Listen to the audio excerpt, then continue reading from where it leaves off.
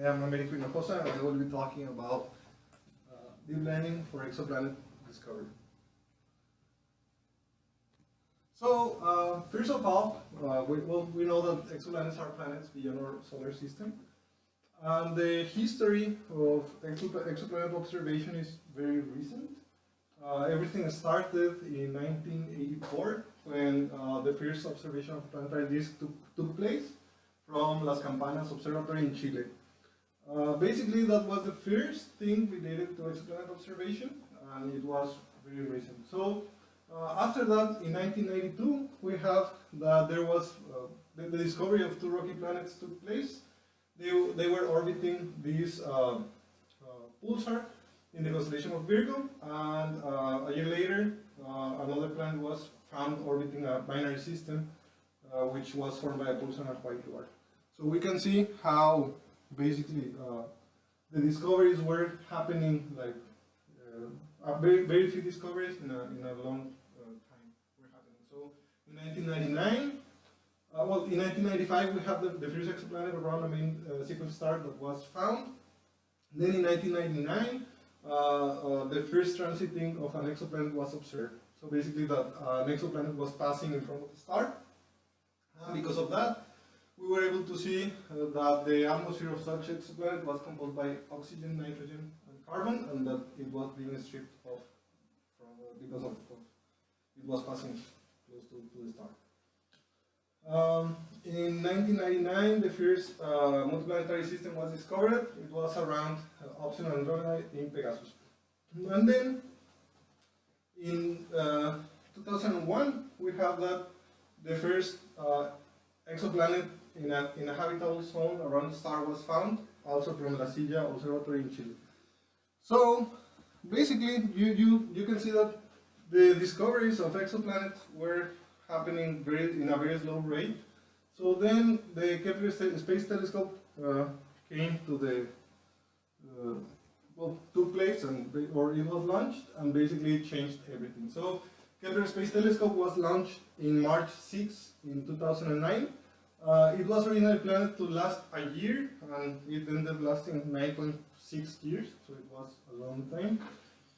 Its objective was to explore the structure and the diversity of planetary systems by observing a fixed spot in the constellation of Cygnus, including 100,000 main sequence stars to find planets. So basically, the objective of the Kepler Space Telescope was to observe just a single spot in the universe during the whole year to do photometry and basically to see the changes in the brightness of the stars that it was observing. So this is the Kepler Space Telescope. Something interesting about this is that it is different from most of the spacecrafts that have been created. Like for example, we can see that the solar array in this case is fixed, so it means that the telescope needs to be moved to be catching the sunlight. And it was redundant, and it was able to basically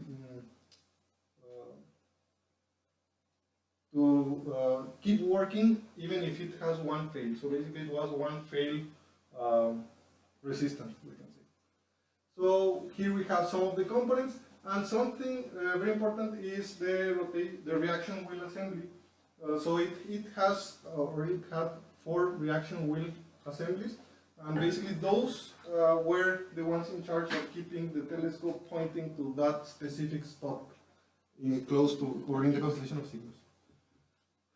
So something interesting about this telescope is that it worked with an array of 42 CCDs for a total of 95 megapixels.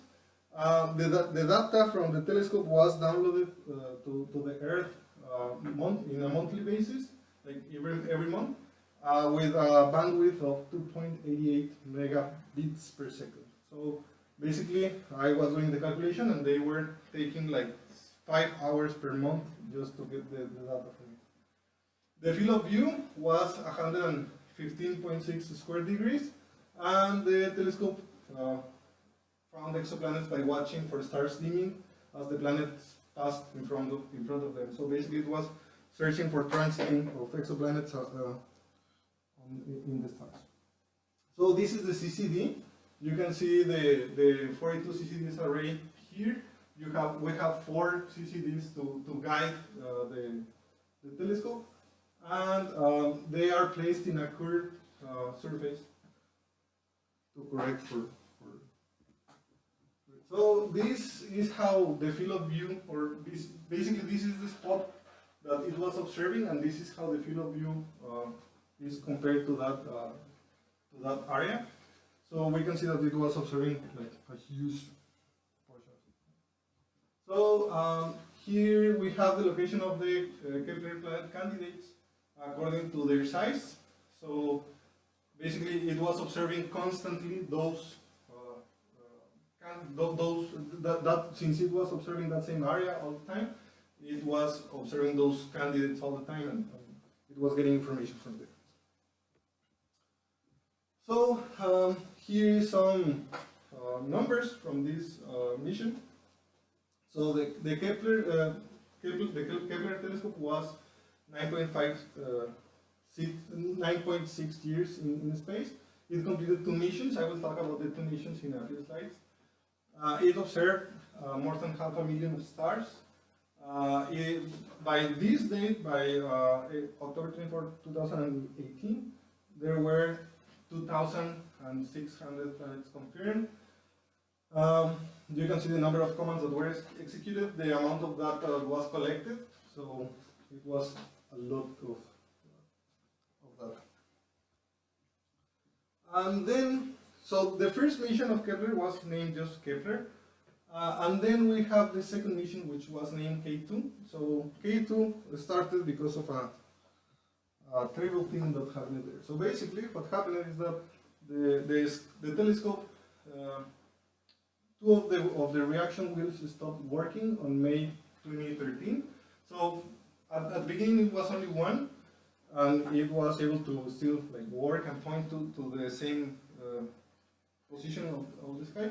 However, when the second one failed, it was not able to keep pointing to the same fixed location. So during a whole year, the scientists were trying to figure out what to do because it was not able to point to the same precise location anymore.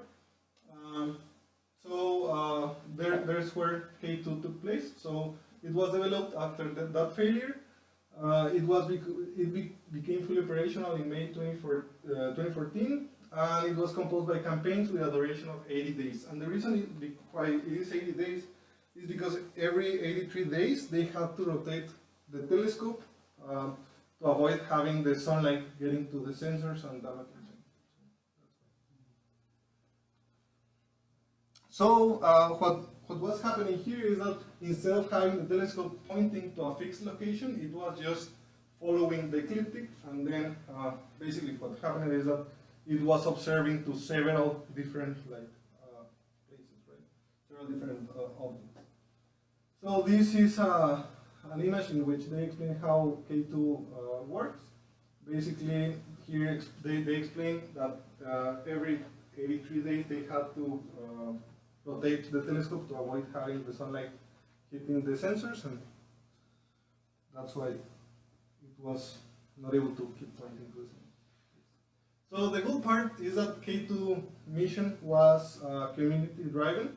So it means that the community was proposing targets, and then those targets were pointed with the telescope. It was done through the guest observer program.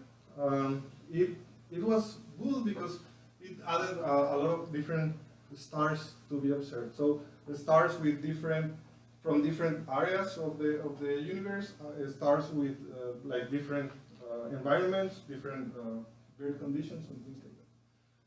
So the bad part is that it had less precision.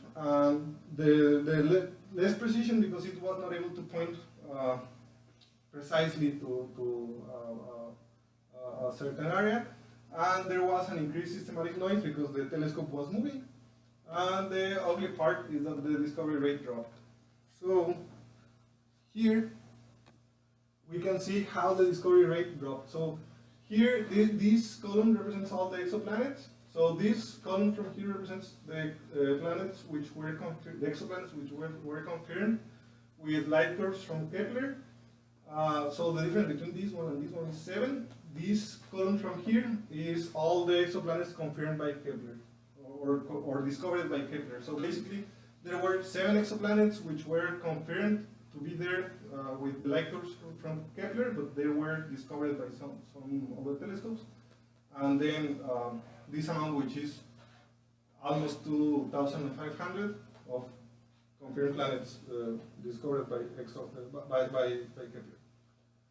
And there were also a lot of candidates yet to be confirmed, almost 2,500.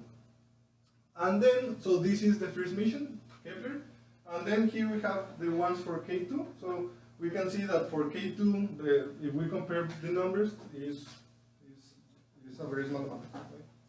Even when the amount of time for both missions is almost the same.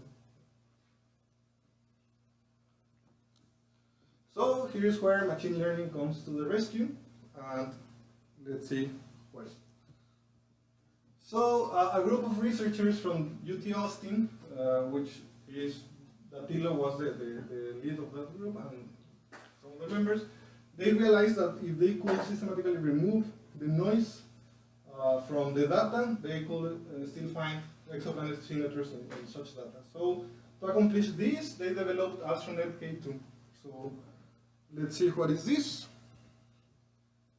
So first of all, K2 lacks of an accurate automated system to distinguish between genuine signals from exoplanets. So originally for Kepler, for the first mission, there was an accurate automated system, but this was not working for K2, and the reason why it was not working is because of the added noise, because of the motion of the telescope, and because of all the different environments that it was capturing with the stars that it was pointing to. So the team used a supervised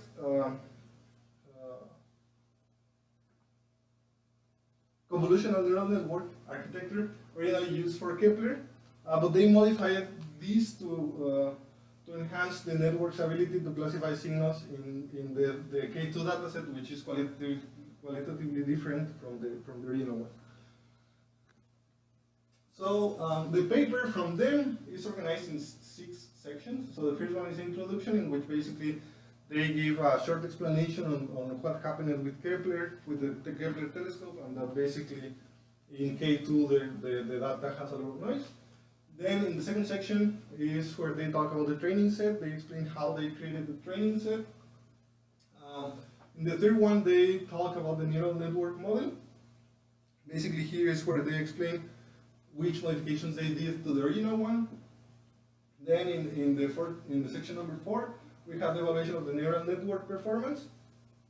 In number 5, they are testing it with new TCEs.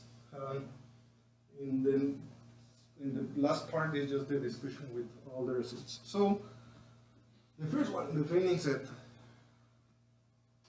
So the training set consists of possible planet signals, and they are called TCEs, which means threshold crossing events. So to identify those threshold crossing events, they need to produce light curves for them. Those light curves are then analyzed by an algorithm to find transiting exoplanets. So the problem, as we mentioned before, is that the K2 light curves, they have a lot of features that impede the detection of planetary transits. So they have more noise, and basically it is not that easy to identify the transit of exoplanets. So it was necessary to correct for those features. It was necessary to produce systematic corrected light curves and select the optimal aperture for each target. So there were 20 apertures available for each one. They considered to be a threshold crossing event, any event or any signal which was stronger than a signal to noise threshold of 9. So at the end, they got 51,000 identified threshold crossing events. From those, 31,000 were manually categorized into categories. So those 2 categories were planet candidates and false positives. So they were doing that by hand. So this is an example in which they are showing a light curve, so we can see basically a light curve of one of those threshold crossing events. So this is part of what they use to train the neural network model. So the next one is the neural network model. So the neural network architecture was based on the AstroNet model. The AstroNet model was used to analyze the data from the original Kepler mission. And it was implemented in TensorFlow, which is an open source machine learning framework. So the original approach, what they tried first, is just to use the original architecture, the AstroNet original architecture, with the K2 data that they produced. So basically with the input data, the ones that they prepared, the 31,000 that they classified, and basically they tried to use that one, but it failed. So what they did later was to use, so the second approach was to get the original data from the original Kepler mission and just to truncate the light curves to 80 days segments, to 80 days segments. And the reason is because, as we know, in K2 the campaigns were 80 days long. So basically they were trying to match the same length as the K2 campaigns, and they call this the Kepler light. So they noticed that Kepler light worked better with a learning rate of alpha equal to 10 to the minus 4. And this architecture and the learning rate were then used to train with the K2 dataset. So basically, they used those same settings to train with the data that they produced from K2. So from the original 31,000 threshold crossing events that they classified, they used almost 80% of them, like 22,000 of them, and they used them for 4,000 steps. I'm sorry, with a learning rate of alpha is equal to 10 to the minus 4, as we saw before, the same settings. The training set was doubled by randomly reversing the time order of the light curves. So basically, instead of 22,000, it was 44,000. So then we have the evaluation of the neural network performance. So here's where they evaluate how well this works. So they use some metrics to evaluate the performance of the neural network. So those metrics were these ones. So the first one is the accuracy. So basically it is related to, or it is the fraction of signals classified correctly. So basically how well is the neural network classifying the signals.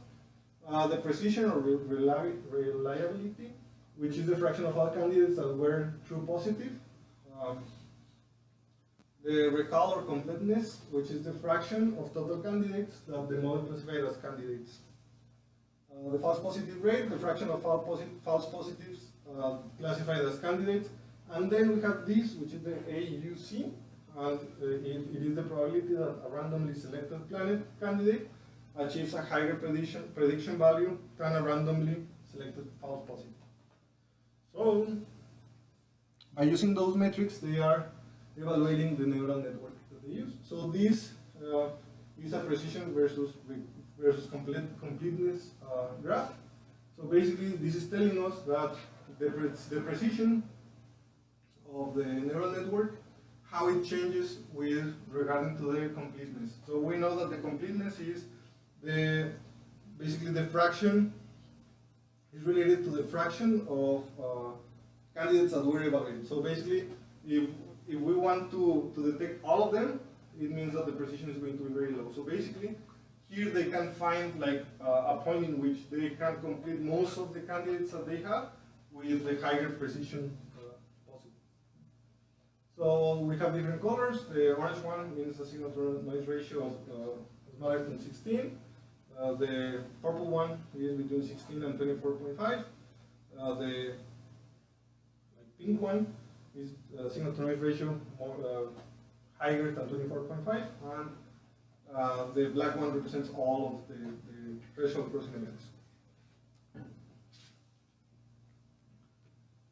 And this one is the recall or completeness versus false positive rate. So basically, it is telling us that the higher like if we want to complete all of the or if we want to find all of the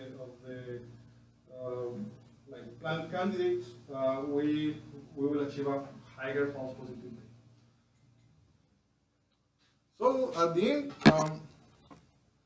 they did an evaluation of the accuracy, and they found that the model has an accuracy of 97.84% of accuracy and 98.83% of AUC. And we saw that AUC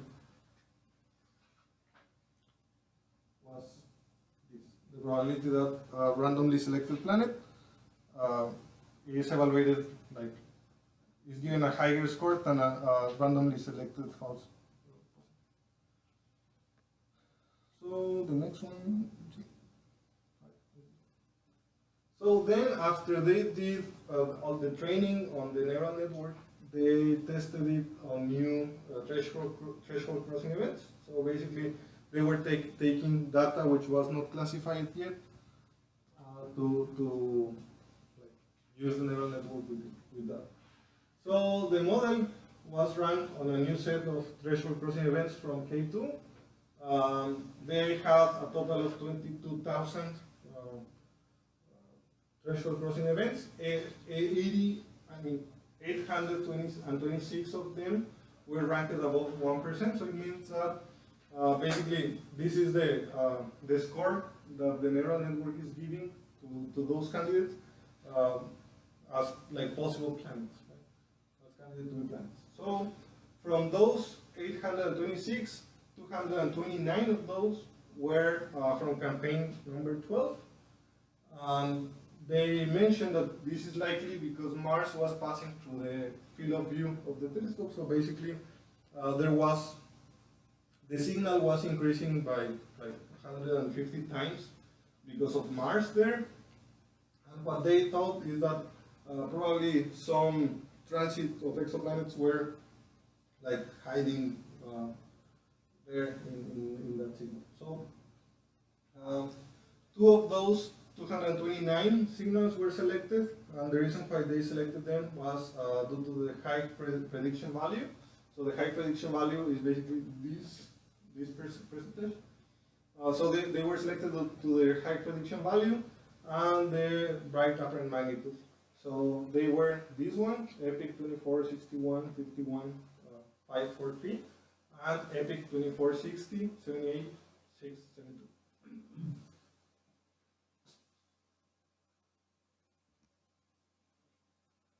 So the initial analysis by the pipeline identified some spurious transit signals, and the reason was because of Mars passing through the field of view, as I mentioned before. The pipeline proceeded to iteratively remove the strongest signals in the light curve. So basically, it was creating a light curve and then removing the strongest signals, doing it again and removing the strongest signals, and so on. And it was researching for transits. At the end, it identified two likely transiting planet signals there. So after the automatic analysis, so something interesting is that they mentioned that there was someone, like a human, inspecting like those signals like manually or by eye, and they didn't identify anything before the neural network did its work. So basically they were not able to find anything. And then after all the work done by the neural network, they analyzed the information like or the light curves by eye, and they did some standard pixel level diagnostics, and they found that it was consistent with genuine transiting planets. So basically what they mentioned is that the discovery was done by the neural network itself and not by the scientists, because the scientists analyzed the information before and they didn't find anything until the neural network took place. So the false positive probabilities were calculated below 10 to the minus 3. They used information or data from Gaia to identify if there were stars close to those exoplanets, like maybe that it could be like a mistake or something. They found that there was nothing. So the probabilities, as I mentioned before, the false positive probabilities were below 10 to the minus 3. So then we have the discussion, which is the last part. So they identified 2 new exoplanets in the K2 data.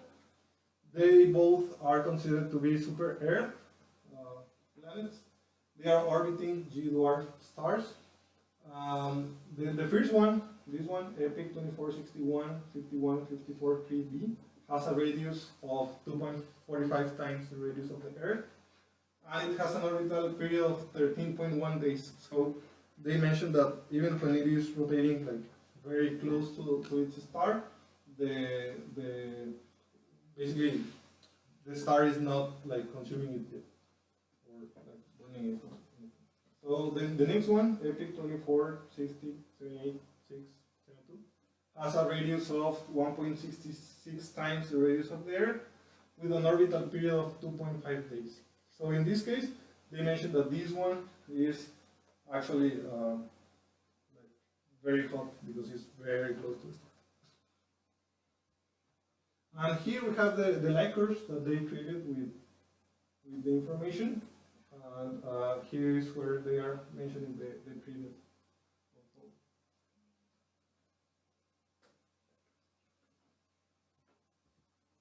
So, thank you.